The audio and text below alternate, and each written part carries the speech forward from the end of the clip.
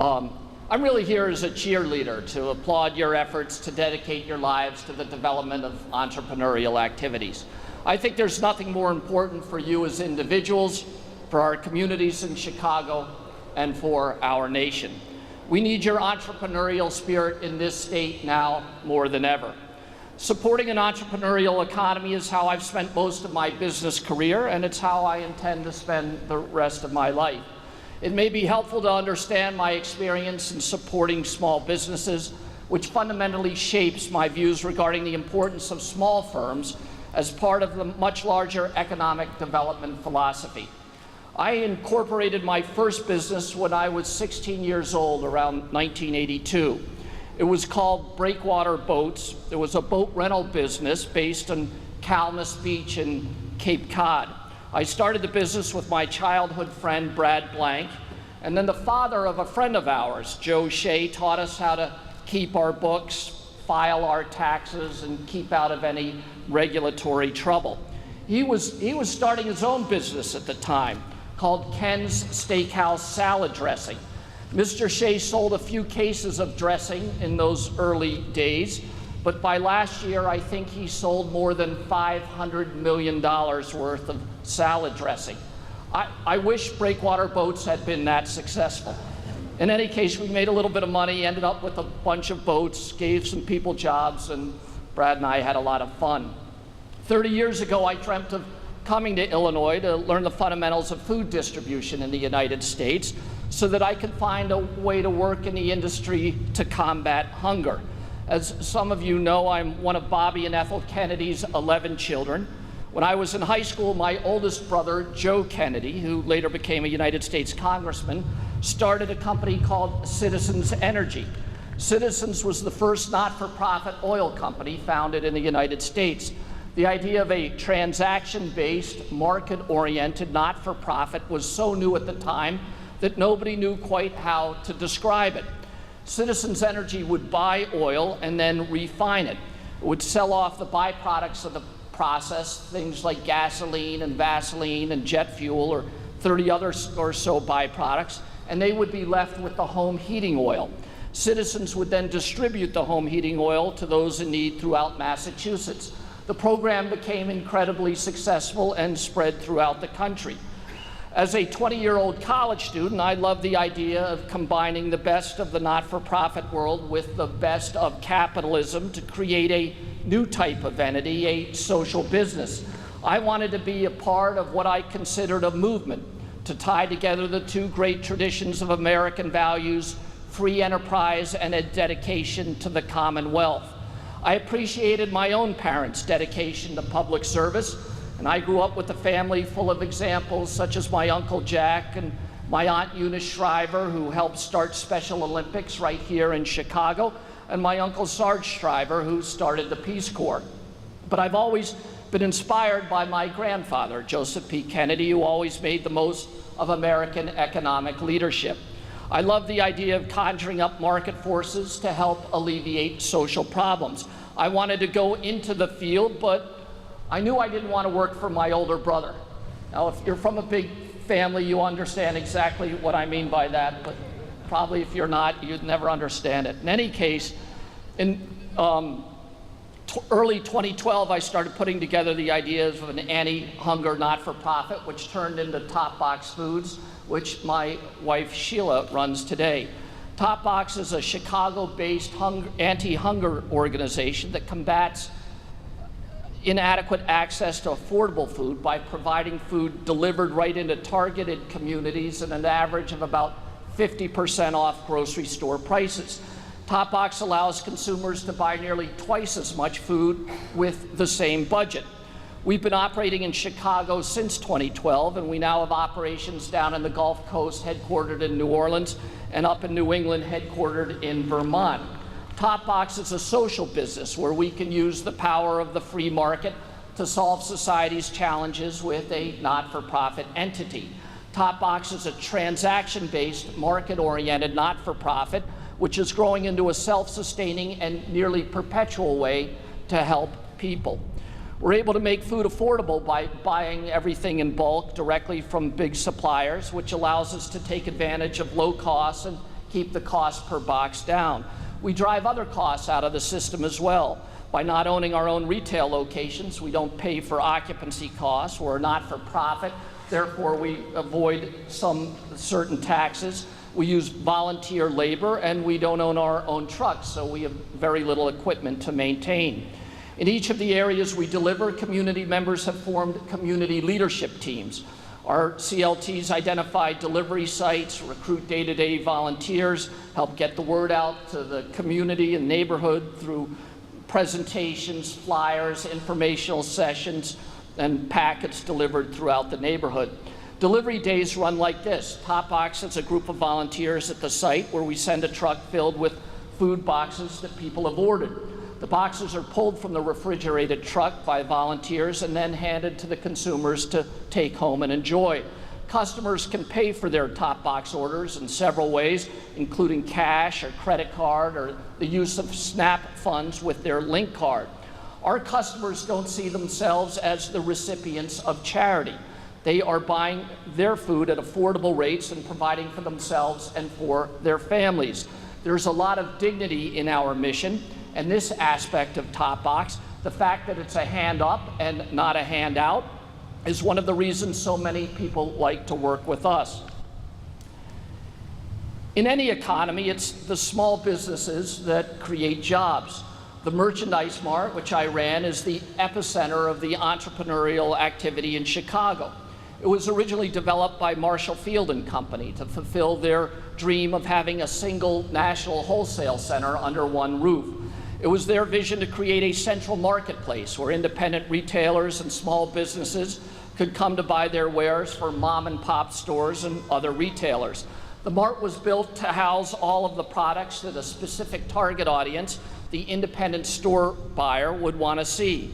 While the field organization's idea was a good one, the building nevertheless struggled. Although construction began in the midst of the Roaring '20s, the building did not open until 1931 at the start of the Great Depression. The building lost money quickly. To try to make up those losses, the field organization started taking in big government leases.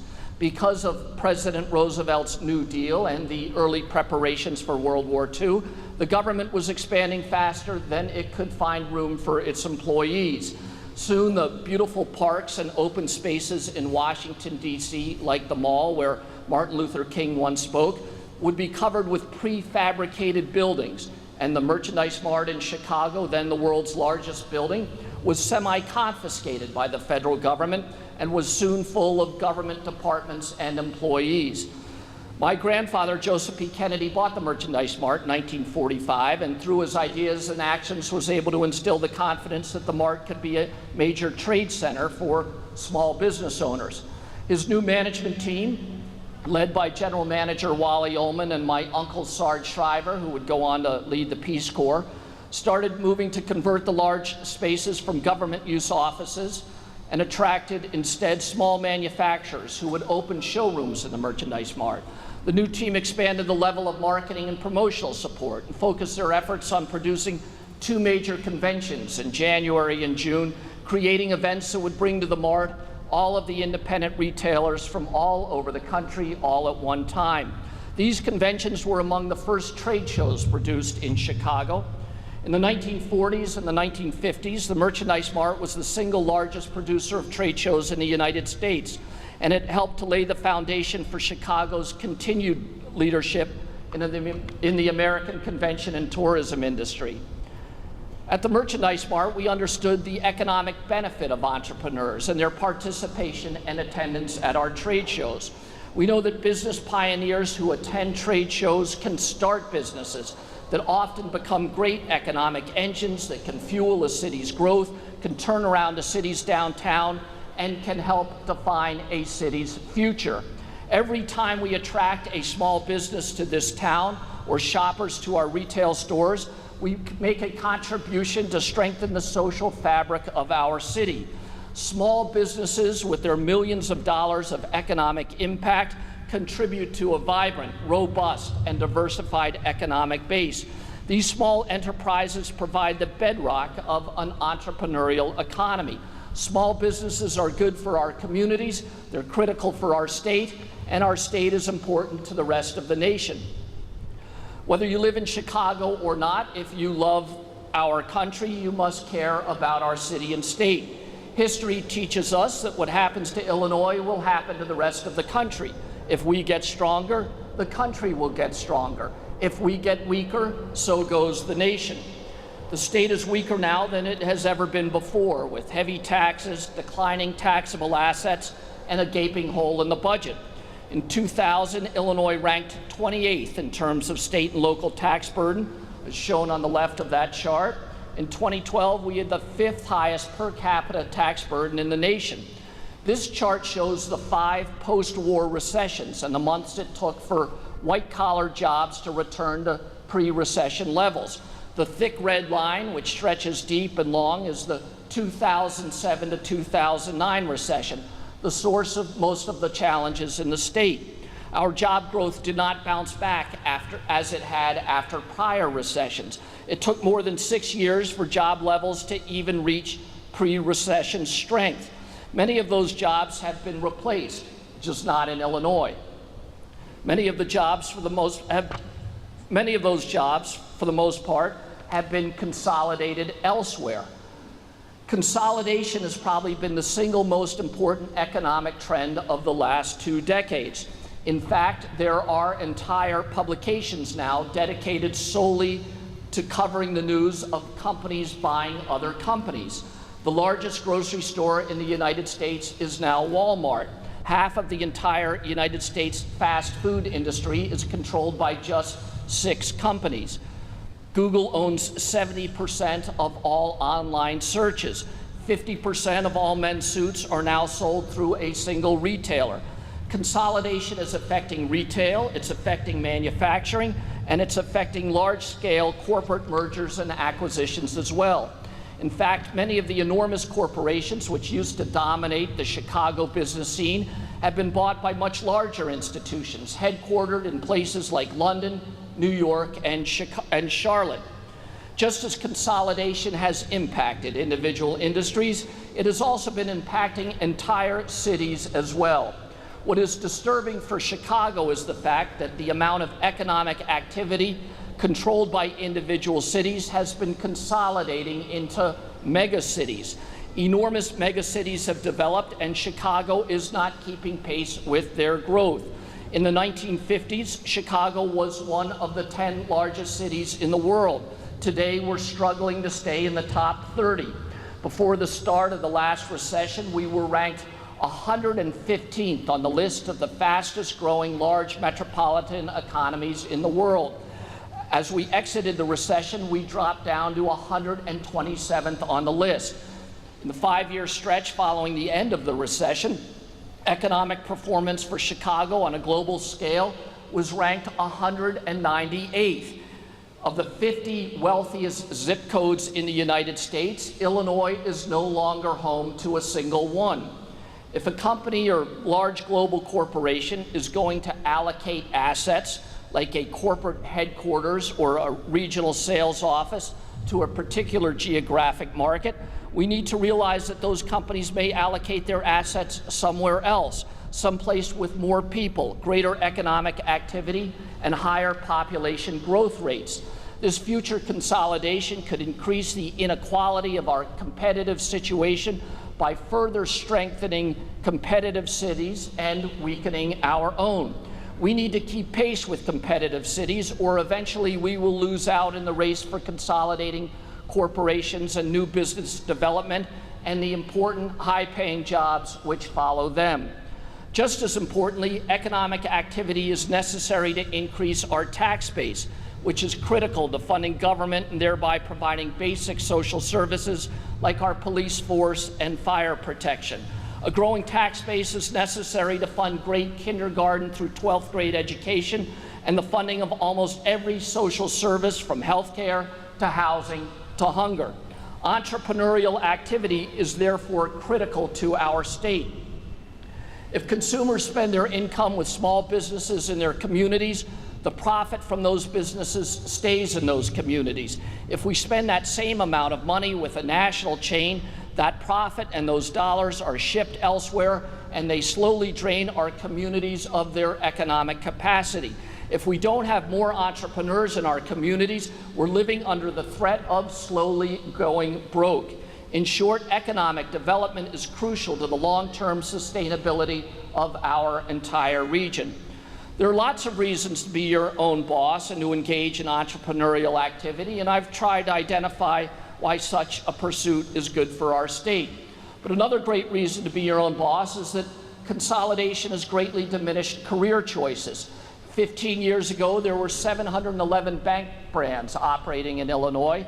More than 200 of those brands have exited the state, which means if you want to run a bank, you have fewer opportunities. Nearly 10 years ago, there were 67 clearing firms in the Chicago Mercantile Exchange. We've lost more than 22% of those firms, which means that you have fewer choices if you want to be a leading executive with a firm at the Merc. 25 years ago, there were scores of independent retailers on Michigan Avenue. Today, there may not be a single independent retailer on the entire Magnificent Mile, which means there is virtually no chance of being a senior executive with your own store on Michigan Avenue. Have you ever seen somebody report from a hurricane on the news? I know what that's like now. Consolidation represents significant challenges, and the career potential in certain industries is more challenging than it's ever been. For many of us, when we were growing up years ago, we thought about careers as lawyers or accountants or leaders of large businesses. Today, the challenges to careers in those areas are daunting because there are fewer of them than there used to be. These increasingly bleak prospects in corporate America and traditional institutions means that the route open for advancement is the entrepreneurial life. Because there are fewer accounting firms, there are fewer positions at the top available, but you can establish your own accounting firm, like the treasurer of the University of Illinois, Lester McKeever, did when he started his firm, Washington, Pittman and McKeever. Making a partner in a law firm may be challenging, but you can create your own law firm, like Jim Montgomery, one of the most successful trial attorneys in America, did. Or you could establish your own role as a founder and managing partner of a big law firm like Manny Sanchez did. We may not all be able to run Goldman Sachs, but we can start our own investment firms like John Rogers did with Ariel Investments and Quentin Primo did with Capri Capital Partners. I know Lester McKeever, I know Jim Montgomery, I know Manny Sanchez, I know John Rogers, and I know Quentin Primo, and I think every single one of them is happy that they're out on their own, leading their own company, being their own boss, and contributing to the vibrancy of the national economy and improving the communities in our own city and state. I'm reminded how lucky we are to live and to work in a city where the leading entrepreneurs and innovative business developments have perfected their skills. The industries which you as entrepreneurs develop and grow your businesses are incredibly important to Chicago's economy, and your continued success preserves Chicago's viability as a marketplace, an economic force, and as the greatest city in which to live. Chicago loves you because you celebrate not just innovation and enterprise, but you celebrate uniqueness and individuality. I see your work and business as a bulwark against conformity. You are the spearhead of individuality and one of the only things that's keeping this country from subsuming to the effects of generic branding offered by big box retailers or oppressive control forced upon us by enormous corporate entities. I was born on the 4th of July. I was born on Independence Day. The celebration of independence makes us different than people in any other country in the world. In France, they have a national day, a day of celebrating a government overthrow on Bastille Day. In England, they celebrate the Queen's birthday with trooping the colors. In Germany, they celebrate reunification. But here in America, we celebrate independence because independence is a notion that our founding fathers thought was more important than anything else. The idea of independence and self-reliance are among the great values which are part of the American character. These are the values that are reinforced by small businesses and entrepreneurial activity. Independence is relying on self-determination, and self-determination is the core value of any entrepreneurial activity. I remember reading a newspaper article years ago. Archaeologists were working in a cave in South Africa on the coast, and they discovered what they thought were the oldest human remains ever found. Their conviction was based on the presence of a pigment that was used to paint and draw on the walls of the cave. It was this act of creation that excited the archaeologists, because they recognized the act of creation as the defining human characteristic. Creation is what defines us, not simply in terms of separating us from all other animals and living beings, but more importantly, creation links us to our inner selves, to each other, and to 50,000 years of human history. You who are participants in the Small Business Expo have a special mantle of leadership in this regard, not just to preserve those connections and enhance the industries you create, but also to help protect Chicago's future by encouraging continued creation and innovation, the very things that make us human. I moved here from Boston, and Chicago is different from Boston. It's different than Washington or New York or any other place that I have ever lived or worked. It is different because Chicago is very much a meritocracy. It is a place where, when it comes to school, it's more important how you did than where you went. It's a place where your creativity and drive are more important than the clubs you join. It's a place where your social status is defined not by what you have taken from the city, but by what you have given back to the community. It's a place where Melody Hobson, the daughter of a single mom, can grow up in Chicago to run aerial capital management and be recognized as a voice of financial literacy throughout the United States. It's a place where Ann Burke, a Park District employee with a high school degree, finished college at night and went on to become a justice on the Illinois Supreme Court. Chicago is a city where Barack Obama, the son of a Kenyan immigrant, can grow up to become President of the United States. This is the society we want to build for ourselves. This is the sort of country we want to leave for our children, a place where new ideas, hard work, and bold leadership drive success. By working together, ensuring that every member of our community has the opportunity to participate in entrepreneurial development in our economy, we can ensure Chicago's long-term success. Thank you all very much.